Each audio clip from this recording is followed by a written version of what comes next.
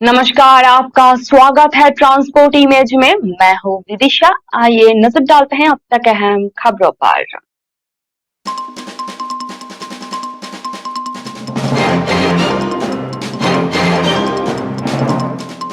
राजस्थान सीमा पर पाकिस्तानी रेंजर्स ने की गोलीबारी, भारत ने भी दिया जवाब।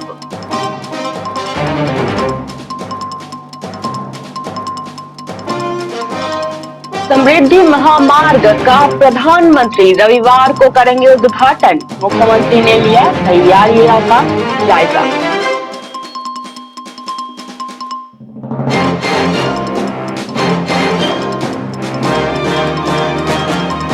मध्य प्रदेश में 3 दिन से बोरवेल में फंसे हैं 6 वर्षीय तन्मय, रेस्क्यू दल उससे अब भी 3 फीट दूरी में।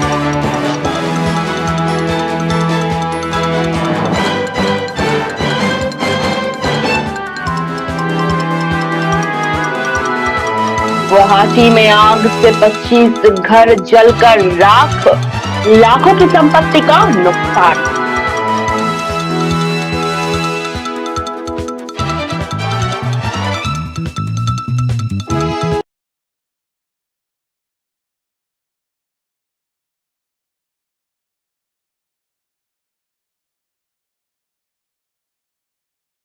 आइए जानते हैं खबरें विस्तार से। पाकिस्तान की पश्चिमी सीमा पर राजस्थान के अनूपगढ़ सेक्टर में शुक्रवार की देर शाम को सीमा सुरक्षा बल यानी कि बीएसएफ और पाक रेंजर्स के बीच लंबे समय के बाद गोलीबारी हुई है। भारत की ओर से किसी के हताहत होने की सूचना अभी तक नहीं है। दोनों ओर से अंतर्राष्ट्रीय सीमा पर फायरिंग होने के बाद बीएसएफ ने अपने पाकिस्तानी समकक्षों के साथ एक फ्लैग मीटिंग बुलाई है, जो 10 दिसंबर को होनी है, ऐसा ही उम्मीद किया जा रहा है। अधिकारियों ने कहा कि बीएसएफ ने अपनी सीमा पर समकक्षों के साथ एक फ्लैग मीटिंग बुलाई है, जो शनिवार को राज्य के श्रीगंगानगर जिले के अनूपगढ़ सेक्टर में होने की उम्मीद जताई जा रही है। बताया गया है कि भारतीय क्षेत्र में कुछ स्थानीय लोगों की आवाजाही के कारण पहले पाकिस्तानी की तरफ से गोलीबारी हुई, जिसके बाद बीएसएफ जवानों ने जवाबी कार्रवाई की। अधिकारियों का कहना है कि गुजरात, पंजाब और जम्मू के साथ साथ चलने वाले अंतर्राष्ट्रीय सीमा के राजस्थान मोर्चे पर बीएसएफ और पाक रेंजर्स के बीच लंबे समय के बाद ये गोलीबारी हुई। सीमा सुरक्षा बल के एक वरिष्ठ अधिकारी ने कहा कि घटना के बारे में अधिक जानकारी और बाकी जानकारी का इंतजार उन्हें भी है।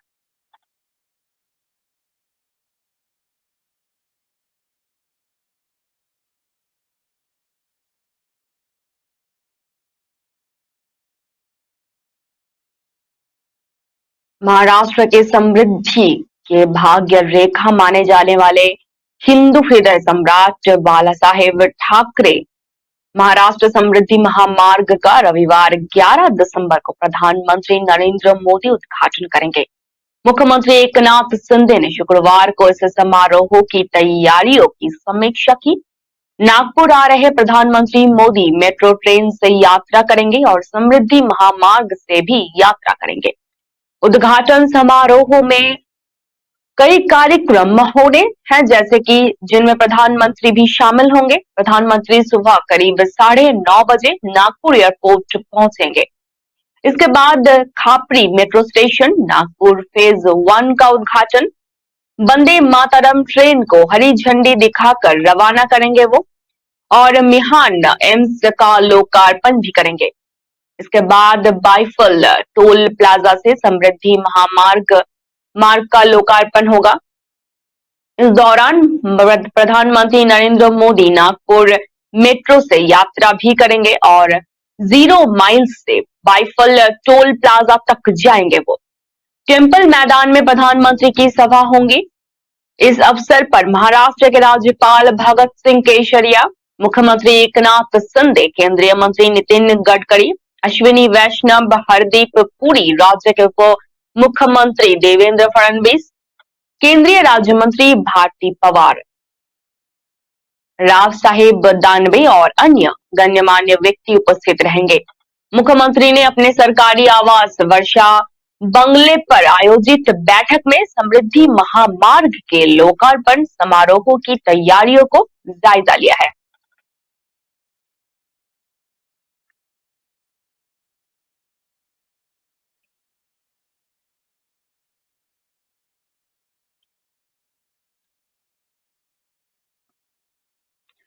मध्य प्रदेश के बैतूल जिले में स्थित ग्राम मांडवी में बीते मंगलवार की शाम खुले बोरवेल में गिरा 6 वर्षीय बच्चे को बाहर निकालने के लिए शुक्रवार को दिन भर रेस्क्यू ऑपरेशन जारी रहा, लेकिन राहत एवं बचाव दल 3 दिन और 4 रातें बीतने के बाद भी उस तक नहीं पहुंच पाए हैं। बताया गया है कि बच्चा 400 फीट गहरे बोरवेल में 38 फीट पर अभी भी फंसा हुआ है। बोरवेल के समांतरन 44 फीट गहरा गड्ढा खोदा गया है और बच्चे तक पहुंचने के लिए अभी भी 3 फीट लंबी सुरंग बनाई जानी बाकी है। शुक्रवार देर शाम 6 फीट सुरंग तैयार किया जा चुका है। अब रेस्क्यू दल बच्चे से 3 फीट दूरी में है। गौरतलब है कि ग्राम मांडवी के सुनील साहू और परिवार के लोग मंगलवार शाम को खेत में पूजा करने के लिए गए थे। इसी दौरान उनका 6 साल का बेटा तन्मय खेलते हुए पुराने बोरवेल के पास पहुंच गया और अचानक उसमें गिर गया।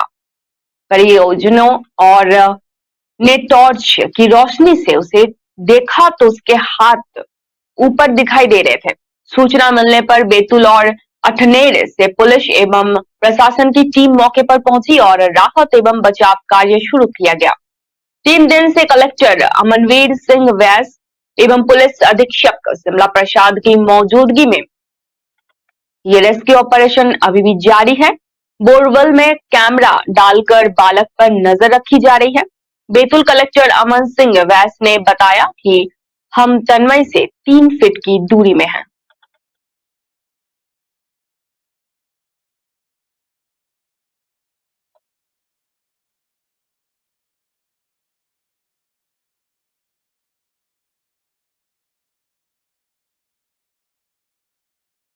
राष्ट्रपति द्रौपदी मुर्मू ने आज दून विश्वविद्यालय के तृतीय दीक्षांत समारोह में 36 मेधावी छात्र छात्राओं को सम्मानित किया। समारोह में वर्ष 2021 के स्नातक, परास्नातक एवं पीएचडी के 669 विद्यार्थियों को उपाधि प्रदान की गई। स्वर्ण पदक प्राप्त करने वाले 36 विद्यार्थियों में 24 छात्रा शामिल थे। उन्होंने विश्वविद्यालय के दीक्षांत समारोह की थीम उभरती नारी शक्ति को चरितार्थ किया। राष्ट्रपति द्रौपदी मुर्मू ने देवभूमि उत्तराखंड को नमन करते हुए कहा कि आज दून विश्वविद्यालय के दीक्षांत समारोह में भाग लेकर उन्हें बहुत खुशी हो रही है। डिग्री और मेडल प्राप्त करने वाले विद्यार्थियों को बधाई देते हुए उन्होंने कहा कि इस दिन की स्मृति इन विद्यार्थियों की जीवन यात्रा की सबसे यादगार अनुभव में से एक रहेगी। आज इन विद्यार्थियों का एक सपना साकार हो रहा है। उन्होंने आशा व्यक्त की कि ये विश्वविद्यालय शिक्षा के विभिन्न मानकों पर एक उत्कृष्ट संस्थान के रूप में अपनी पहचान बनाएगा। राष्ट्रपति ने कहा कि किसी भी देश की प्रगति उसके मानव संसाधन की गुणवत्ता पर निर्भर होती है। मानव संसाधन की गुणवत्ता शिक्षा की गुणवत्ता पर निर्भर करती है। आज का युवा कल का भविष्य है। इस सूत्र वाक्य को अंगीकार करते हुए दून विश्वविद्यालय को सिर्फ राज्य स्तर पर ही नहीं बल्कि राष्ट्रीय स्तर पर गुणवत्ता पारक मानव संसाधन तैयार करने की दिशा में कार्यरत रहना है। राष्ट्रपति ने कहा कि दून विश्वविद्यालय युवाओं को सक्षम बनाने के लिए उन्हें कौशल प्रदान करने के लिए कृत संकल्प है।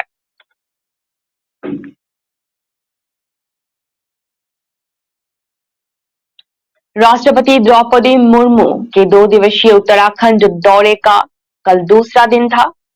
उन्होंने मसूरी में सिविल सेवा के 97th कॉमन फाउंडेशन कोर्स के समापन समारोह को संबोधित किया।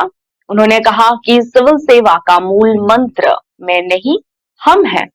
लाल बहादुर शास्त्री राष्ट्रीय प्रशासन अकादमी मसूरी में प्रशिक्षकों अधिकारियों को संबोधित करते हुए राष्ट्रपति ने कहा कि आज स्मृति में सरदार वल्लभ भाई पटेल के शब्द गूंज रहे हैं।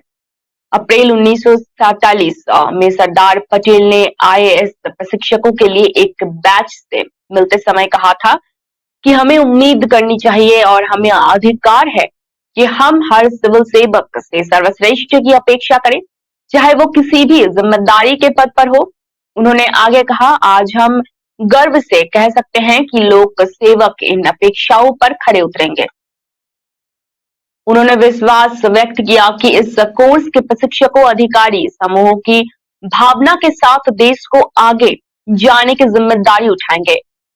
आप में से कोई आने वाले 10-15 वर्षों तक देश के एक बड़े हिस्से का प्रशासन चलाएंगे और जनता से जुड़ेंगे। आप अपने सपनों के भारत को एक ठोस आकार दे सकते हैं। अकादमी के आदर्श वाक्य सिलम परम भूषणम यानी चरित्र सबसे बड़ा गुण है का उल्लेख करते हुए राष्ट्रपति ने कहा कि लाल बहादुर शास्त्री राष्ट्रीय प्रशासन अकादमी में प्रशिक्षण की पद्धति कर्म योग के सिद्धांत पर आधारित है।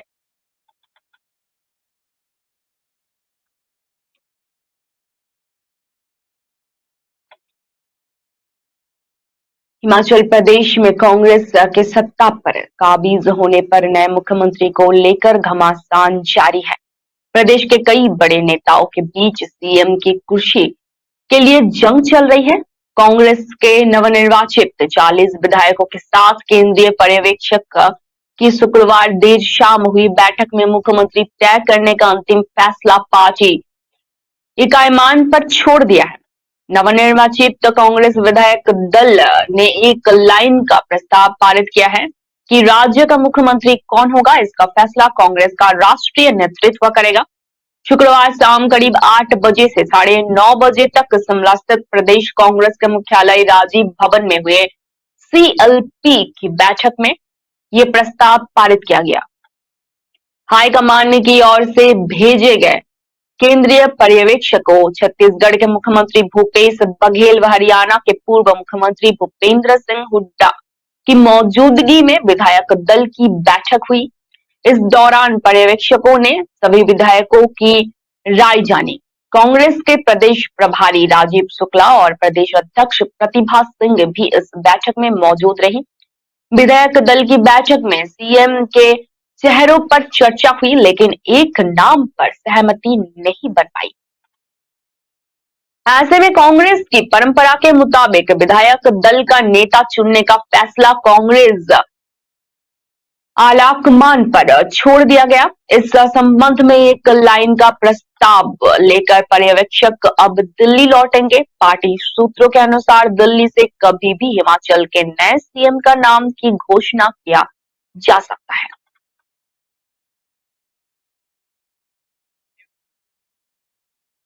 गुवाहाटी के फटासिल आमबाहिनी इलाके में शुक्रवार की रात लगी भयावह आग में 25 घर जलकर राख हो गए।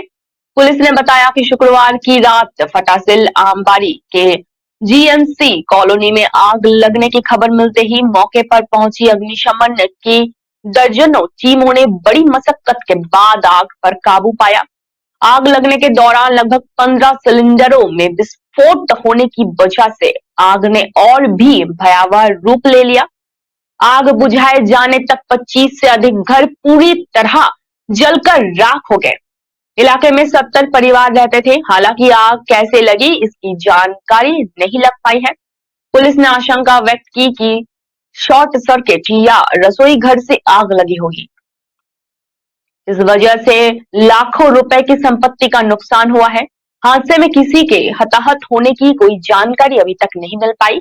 पुलिस मामले की जांच करते हुए नुकसान का आकलन करने में जुटी हुई है। इस घटना से इलाके के लोगों में भारी मायूसी देखी गई। आग से प्रभावित परिवारों का रो रो कर बुरा हाल था। ठंड के मौसम में आशियान जल जाने से लोग बेहद गमगीन हैं। कामरूपी मेट्रो जिला प्रशासन इस हादसे पर नजर बनाई हुई है।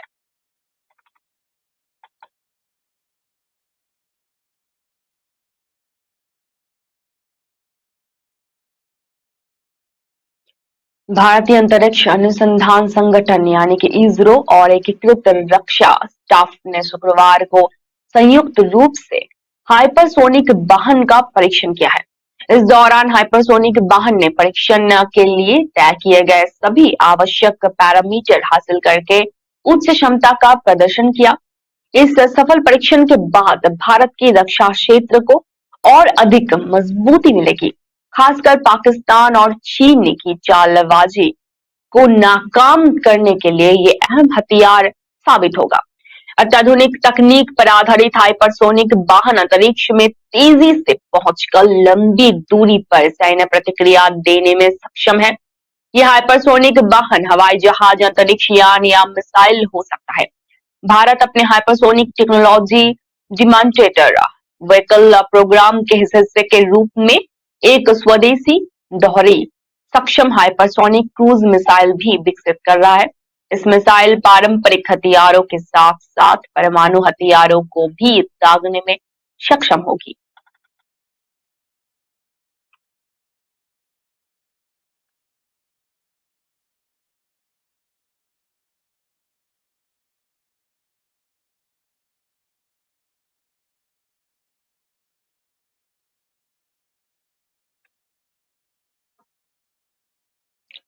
तृणमूल कांग्रेस के राष्ट्रीय प्रवक्ता साकेत गोखले को गुजरात के मोरबी जिले कोर्ट से जमानत मिल गई है।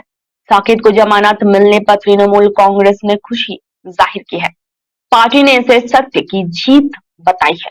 शुक्रवार देर शाम पार्टी के ओर से किए गए ट्वीट में लिखा गया कि हमारे राष्ट्रीय प्रवक्ता साकेत गोखले को मोरबी जिले कोर्ट ने जमानत दे दी। मोरबी हादसे में 140 लोगों की मौत हुई। इतने दर्दनाक हादसे में अभी तक किसी की गिरफ्तारी नहीं हो पाई। केवल उन लोगों को पकड़ा जा रहा है जिन्होंने इस वारदात पर सच बोला। लेकिन न्याय हमेशा जीत कर ही होती है। उल्लेखनीय है कि मोरबी हादसे पर लापरवाही का आरोप लगाकर साकेत गोखले ने एक ट्वीट किया था। इसके बाद अहमदाबाद साइबर सेल ने इस मामले में एक प्राथमिक दर्ज की और मंगलवार की रात गोखले दिल्ली से जयपुर पहुंचे थे। यहाँ जयपुर में हवाई अड्डे पर ही उन्हें गुजरात पुलिस ने गिरफ्तार कर लिया था। इसके बाद पुलिस उन्हें गुजरात ले गई।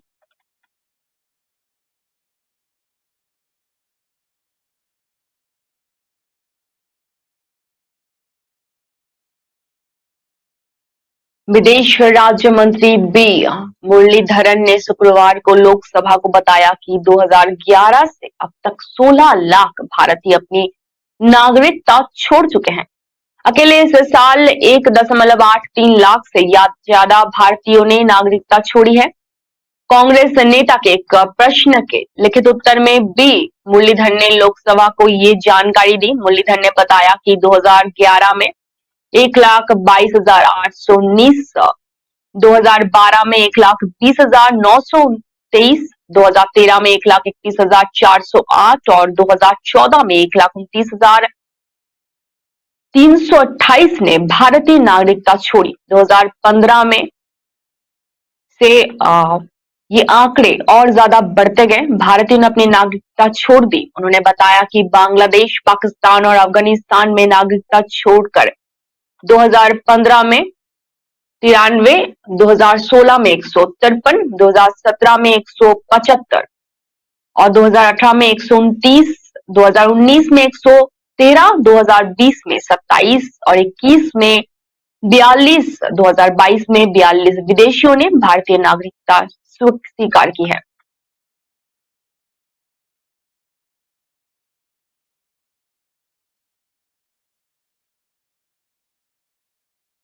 उत्तर प्रदेश में निवेश का माहौल बना हुआ है। राज्य सरकार के प्रयासों का ही परिणाम है कि दुनिया भर के निवेशक प्रदेश में उद्यम स्थापित करना चाह रही है। इसी कड़ी में ऑस्ट्रेलियाई निवेशकों के एक प्रतिनिधि मंडल ने शुक्रवार को मुख्यमंत्री योगी आदित्यनाथ से उनके सरकारी आवास पर शिष्टाचार भेंट की। भेंट के दौरान औद्योगिक दल ने उत्तर प्रदेश में विविध सेक्टरों में निवेश की संभावनाओं पर चर्चा की। साथ ही यूपी ग्लोबल इन्वेस्टर समिट 2023 में सहभागिता के लिए सकारात्मक रुख भी दिखाए। उत्तर प्रदेश आगमन पर प्रतिनिधिमंडल का अभिनंदन करते हुए मुख्यमंत्री ने कहा कि ये अत्यंत सुखद है कि आज जबकि उत्तर प्रदेश का एक प्रतिनिधिमंडल जर्मनी में औद्योगिक जगत के प्रतिनिधियों से निवेशकों के साथ प्रदेश में निवेश की संभावनाओं पर चर्चा कर रहा है, वहीं ऑस्ट्रेलिया के डेप्यूटी हाई कमिश्नर सारा स्टोरे ने नेतृत्व में एक औद्योगिक निवेशकों का समूह उत्तर प्रदेश के औद्योगिक माहौल का प्रत्यक्ष अनुभव प्राप्त करने के लिए राजधानी में मौजूद है। मुख्यमंत्री ने कहा कि उत्तर प्रदेश सरकार 10 से 12 फरवरी तक लखनऊ में एक ग्लोबल इन्वेस्टर समिट का आयोजन कर रही है। राज्य में प्रति व्यक्ति आय में बढ़ोतरी के लक्ष्य के साथ हमारा प्रयास है कि राज्य में उपलब्ध असीम व्यावसायिक अवसरों से देश और दुनिया लाभान्वित हो सके। ये इन्वेस्टर समिट वैश्विक औद्योगिक जगत को आर्थिक विकास में सहयोग करने के लिए एक इंटीग्रेटर मंच प्रदान करने में उपयोगी सिद्ध होगा। ऑस्ट्रेलिया के उद्यमियों का सहयोग इस समिट को नए ऊंचाई तक ले जाने में उपयोगी होगा। राज्य में 25 करोड़ नागरिक निवास करते हैं, जो इसे भारत का सबसे बड़ा श्रम एवं उपभोक्ता बाजार मानते हैं।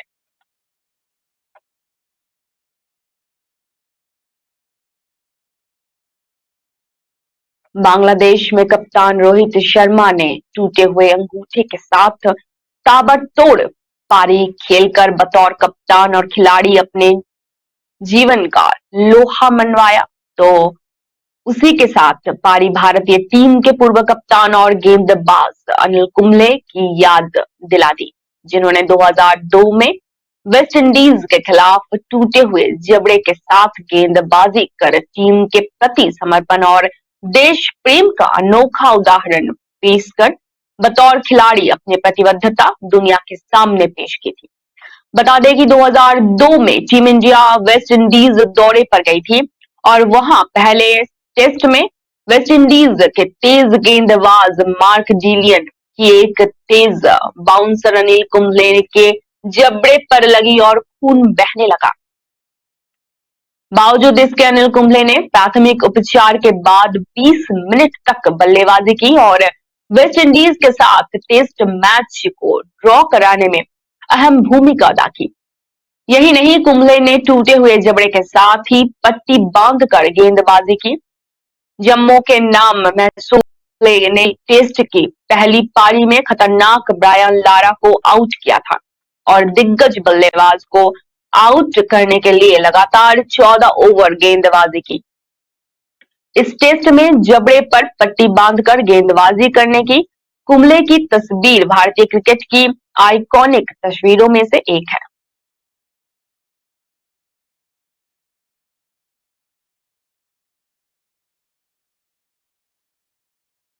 अब तक के लिए इतना ही। धन्यवाद।